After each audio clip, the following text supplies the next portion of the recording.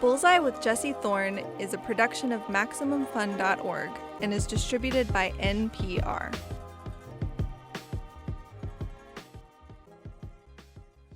I'm Jesse Thorn. It's Bullseye.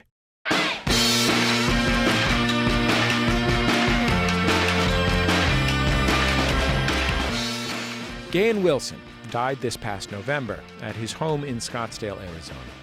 He was a cartoonist, one of the greatest single-panel cartoonists ever. For decades, his work appeared in The New Yorker and Playboy, and it is impossible to miss. Completely distinctive. Dark, strange, full of monsters and aliens and pirates, grotesquerie. There's a kind of perverse joy in laughing at, say, when a guy's been turned into a giant shrimp and his wife asks if now he'll finally see a doctor. I talked with Gahan Wilson in 2010, almost a decade ago. I recorded the show in my apartment in Koreatown here in Los Angeles, and he breezed through full of absolute vibrance. Even then, he was in his 80s. It's still one of my favorites. Let's take a listen.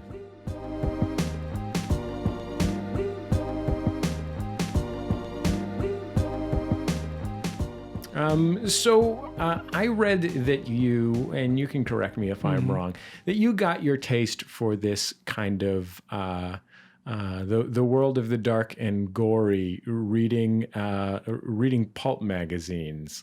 Is that actually true? Well, I think I was there a long time before I got to be old enough to read pulp magazines. I really don't know when it got started, but I always was like spooky.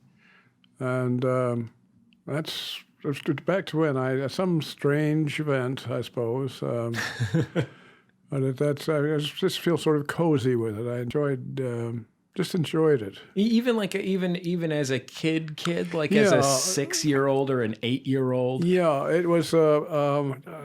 Halloween certainly had a good deal to do with it. Halloween at that one thing that's happened, which I find extremely sad, is that Halloween used to be this marvelously unique holiday in that it was strictly under the control of kids. And what would happen on Halloween is the kids would put on these costumes or something approximating a costume and get their trick-or-treat apparatus, and then they would leave the house, waving bye-bye to their parents, and go off amongst themselves, just a bunch of kids. But nowadays, it's very nice, and it's quite dear. And the kids go out, and still in costumes and all the rest of it, but they are always accompanied by a grown-up, which it is much more sensible and a more civically adult and everything else. But it wrecks the whole idea of Halloween as a kid's thing. And so I associated, and I think that's part of it, I associated spookiness and that sort of stuff with liberation. It's sort of a traditional kind of holiday, is like a topsy-turvy day. Yeah. And where the rich man, the pauper becomes king for a day, or the kids get to do whatever they want and wreak havoc on the adults for a day. It seems like that's sort of that kind of topsy-turviness has been in a way a theme in your work as well. It has indeed, yeah. And a nice sense of sort of life is really very interesting and sort of odd, and mysterious. And that's a heavy influence. I think it's a very heavy influence.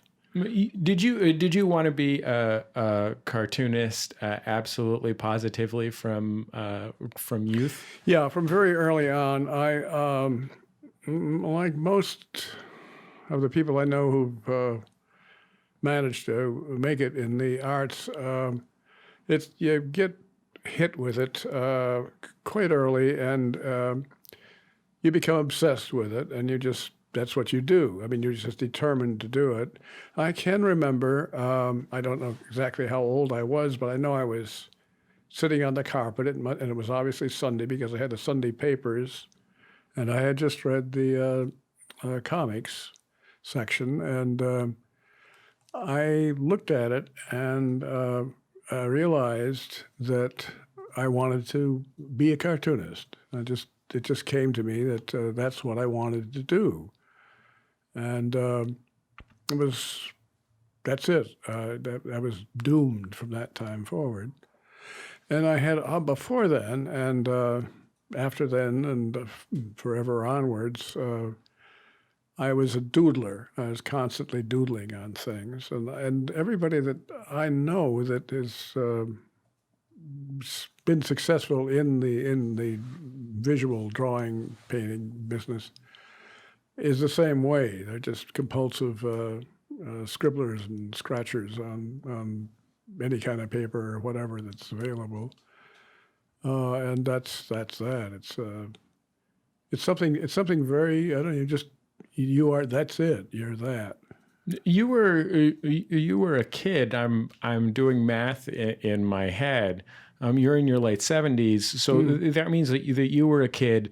Basically, your childhood through age 18 or so. Right. Was basically the span of the decline and fall of the newspaper comic. The period where it went from this huge part of the newspaper to a very secondary thing in the birth of the comic book. Right. When you were 17 years old, let's say, and you knew you wanted to be a cartoonist, did you know what kind you wanted to be? Yes, I did. I liked the comic strip form. I particularly liked Dick Tracy because the guy who did it, Chester Gould was his name, had been, I didn't know this at that time, but he had been in the Tribune working in the editorial art area. And one of the things he would do periodically would be they'd ask him to do a map of a crime scene, and he'd have, there'd be this little teeny map, and there'd be this X, and it would say, Jones fell dead here, foot tracks, bloody footprints went this way, and so on and so on. And the guy who ran the paper was a guy named Colonel Patterson, and he knew Gould knew him. And Gould he said he would love to do a comic strip based on this have a detective thing, and they backed him on it. And it was unlike the sort of sentimental movie versions that have been made since. It was a marvelously horrendous thing. It was really gory stuff. I mean, the villains not only would get shot and really shot, stuff oozing onto their chests, but the wound would suppurate, and they'd become really badly infected, and they might die horribly. And it was really, really creepy, and so that appealed to me. And it didn't, I don't know exactly when it was, but I shifted over to magazine cartoons as my goal. The New Yorker from the start particularly. And I thought that's it, that's what I want to do, that thing, not comics. So I like the comic strip form and have been very active in it. That's what I was going for. With exceptions, certainly, but the New Yorker cartoon form has a reputation for being somewhat highfalutin. This may be because of the context in which the cartoons run, but I can't imagine that it was that much different in the 1940s and 50s than it is today. What was it that made you think, as a guy who wanted to draw jokes about, creepy radiation monsters, think that was your venue? Well, Charlie Adams was hit that very definitely was I loved his stuff. And so that he was greatly important. So I tended to that from practically from the beginning, from the get-go. And my first the cartoon magazine thing was it appeared in all sorts of magazines, including these wonderful magazines which are called pulp magazines. And the pulp magazines would have all kinds of trashy stuff, and some of it was very good, actually.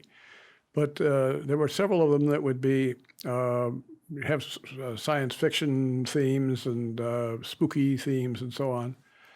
And when I finally I went to the Art Institute in Chicago and graduated, took a fine arts course because I had gone to a commercial school, which was very good, but I wanted to learn technique, and I wanted to learn really how to draw and really how to do it well. And I think that was a good decision.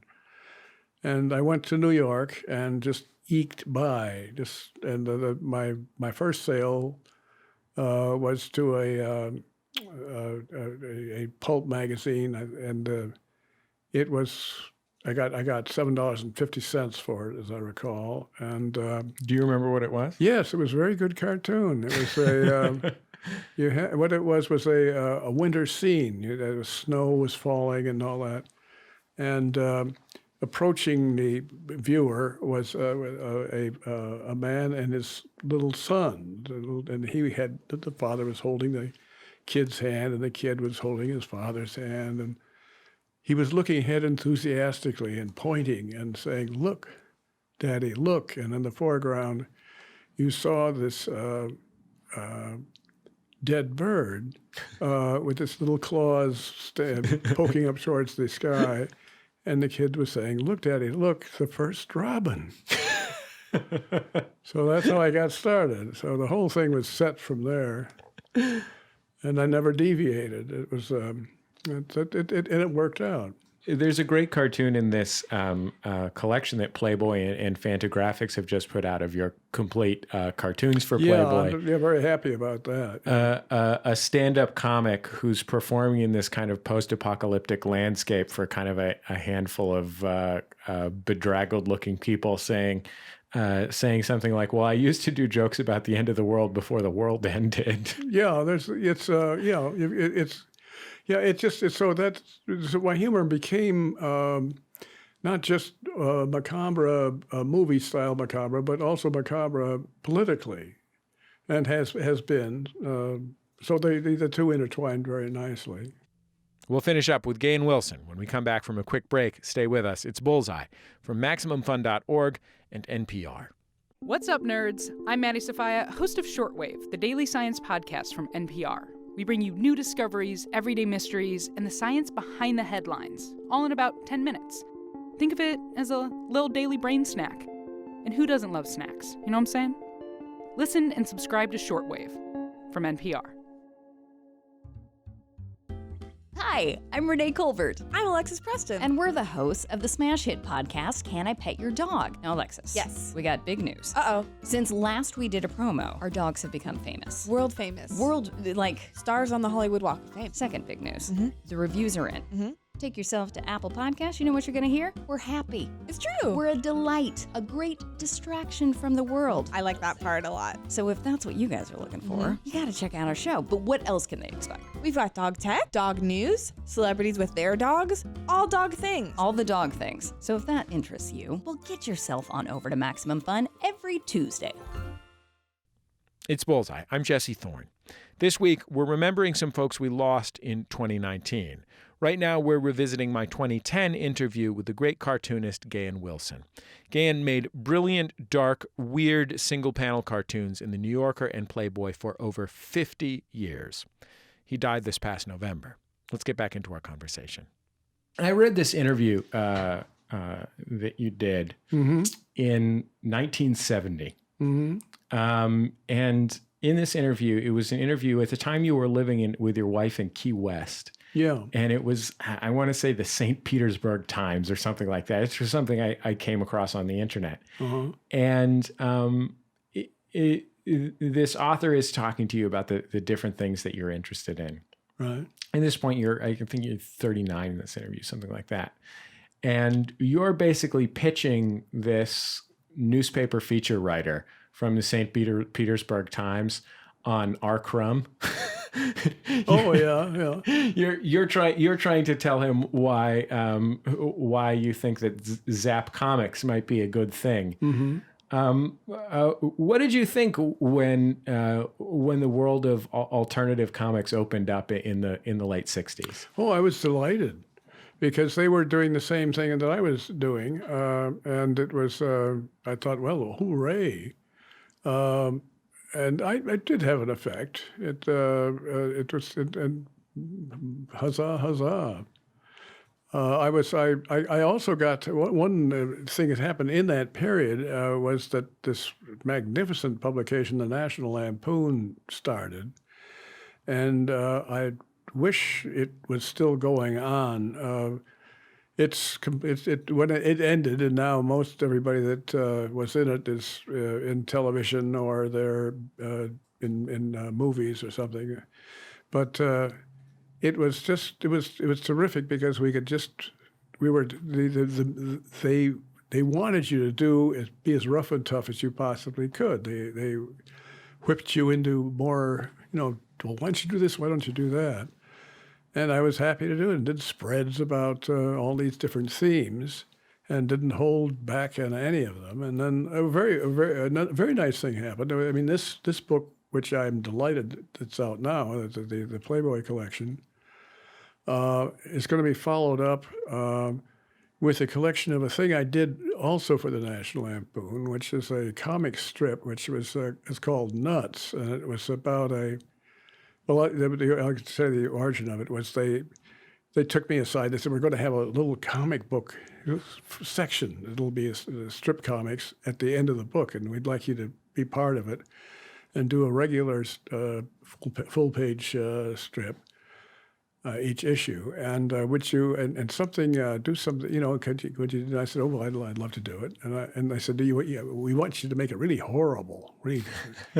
and I said, you bet. Okay. This is at a time when the National Lampoon was doing some of the most intense satire. Yeah, satire that we would think of as being very intense even today. Oh yes, it was 35 years later. Yeah, it's a shame the thing is not there because it really did have effect. It was, and we need something like that so badly. But so I started to think, well, let's see, something really horrible, and I tried thinking of this, and I thought, no, then I fell back on possibly, well, let's see, monsters. I'll do some monsters, something like that, and I just Frankenstein time, Dragon and then I thought, what was off? What was really hard? What was really scary? And then I thought, of course, being a little kid,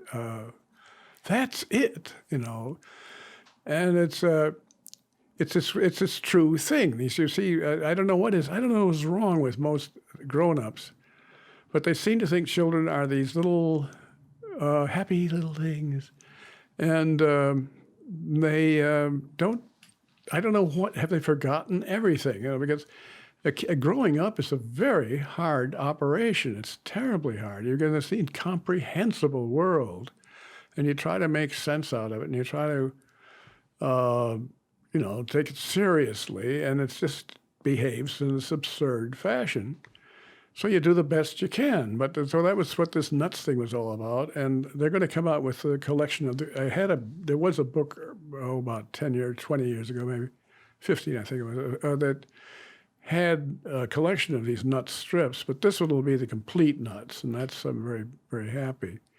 And that's what it was about kids trying to make sense of the world. And it was an effective, as I say so myself, a way of sort of showing how unsensible the world is. The title of Nuts was it was a reaction against Peanuts, really, because though I think Schultz did a very interesting strip, I don't think it was about children at all. It was a sort of he's a very religious fellow, and I think it was a bunch of moral fables. And these little creatures that he had act out these teachings that weren't children. They were little figures doing little thing which told you this or that point, and I was having none of it. And so it was so that's why it was nuts. But it's about real little kids and how complicated they're very complicated. What were the kinds of experiences that you had as a kid that you didn't see reflected in that there's the sort of thing ideal? that everybody has, the bafflement and why do my parents act like this? I mean, why does my father act like this? Why does my mother act like this? Why do they act like this with their neighbors? What is this thing I'm seeing on the television? That's just this bang, bang, boom, boom, and all these people getting killed. What is this person doing on the sidewalk crying? Why did this little kid get born blind? So on. Tough stuff. And the kids are aware of this stuff, and they have to handle it. And the parents have this absurd, they seem to not understand that these kids are extraordinarily perceptive. And if you talk to a little kid, it's just eerie. I mean, they really see this stuff. You just talk to a little kid like a person, like it was a human being, which it is, and it will open up and it will start telling you these things, and it will say all kinds of things which are amazingly bright and perceptive. It seems like one of the things that often marks your cartoons is a surprising perspective on something that's may or may not be surprising in and of itself. And I was thinking about, thinking about how a kid sees the world as a kid sees the world rather than as an adult perceives a kid to see the world. Yeah. It's not that distant from, you have a lot of cartoons that feature a space alien looking at something. Yeah, exactly. There's a very definite parallel between it. And the whole monster thing is just about, do you feel awkward? Are you embarrassed at any point? Do you feel like you don't fit in this particular situation or that particular situation? And so on and so on. I mean, it's a lot of it's allegory, of course. It seems like, in contrast to, say, Charles Addams, who we talked about, who lived in a very tight form in his work. He did. He was absolutely brilliant, but what he did mostly was to there was very little commentary. He came off of the basically these magnificent movies that James Whale did for Universal, the Karloff Frankenstein and the Second Frankenstein, and the Bride of Frankenstein is probably his most incredible movie. And they were not only interestingly scary, very and sensationally as visual things, they were marvelously visual. They were also hilariously funny. He was when you do a takeoff on Bela Lugosi with his Dracula, you're doing a takeoff on something which was played very seriously, but with the Frankenstein, Whale's Frankenstein was very aware of it had a lot of humor.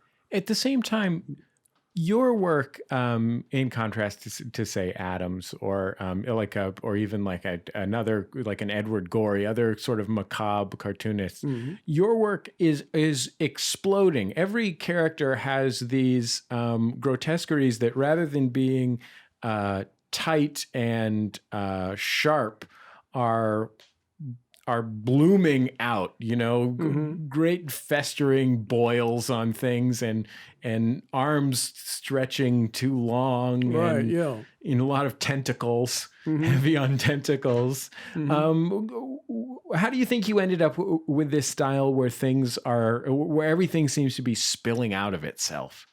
Yeah, and I like to draw these characters with lots of wattles and all that sort of stuff too. It's fun. It's all, it's humanity. You know, we're bumping along.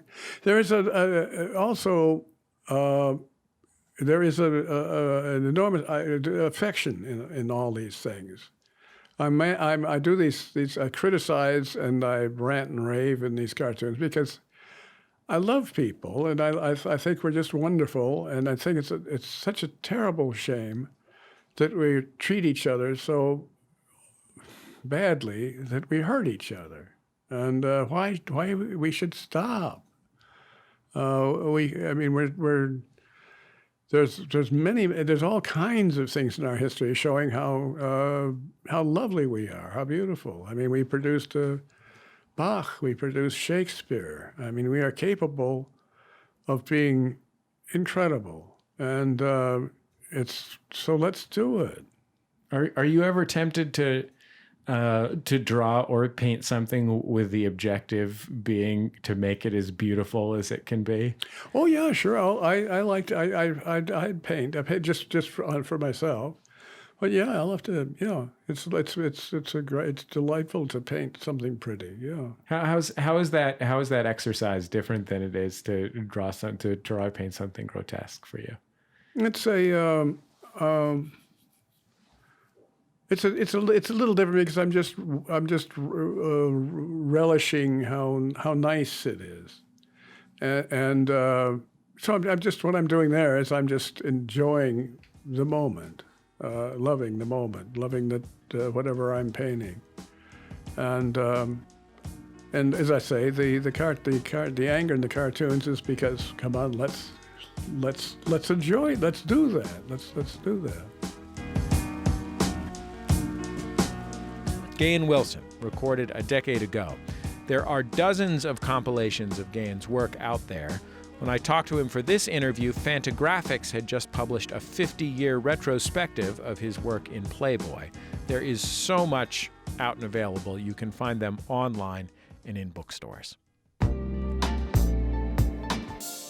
That's the end of another episode of Bullseye. Bullseye is produced at MaximumFun.org world headquarters overlooking MacArthur Park in beautiful Los Angeles, California, where the other day Anderson .Paak played a concert. Hey, Anderson .Paak, come on Bullseye, please.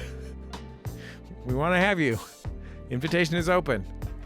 Show is produced by Speaking Into Microphones. Our producer is Kevin Ferguson. Jesus Ambrosio is our associate producer. We get help from Casey O'Brien. Our production fellows are Jordan Cowling and Melissa Duenas.